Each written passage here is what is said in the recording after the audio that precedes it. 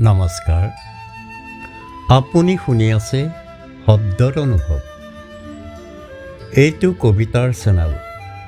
আপোনালোকক স্বাগতম জনাইছোঁ। আজিৰ কবিতাৰ শিৰোনাম মই অসমী আয়ে কৈছোঁ। কবি শ্ৰদ্ধাৰ শ্ৰীযুত অপূৰ্ব হাজৰিকাদেৱ। আবৃত্তি প্ৰণৱজ্যোতি হাজৰিকা।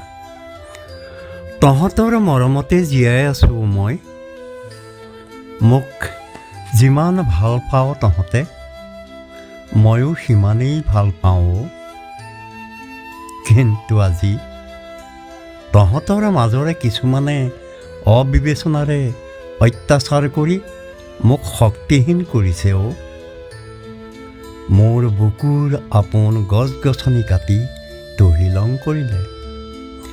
ধুনীয়া ধুনীয়া পাহাৰৰ মাটি কাটি মোৰ সৌন্দৰ্য নাইকিয়া কৰিলে।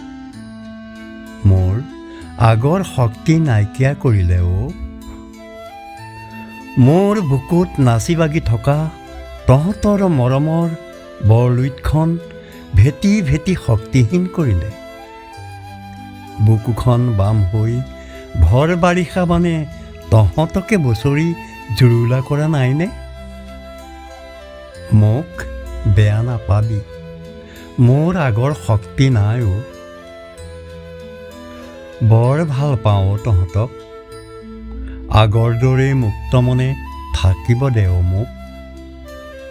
তহঁতৰ মই অসমীয়াই কৈছোঁ।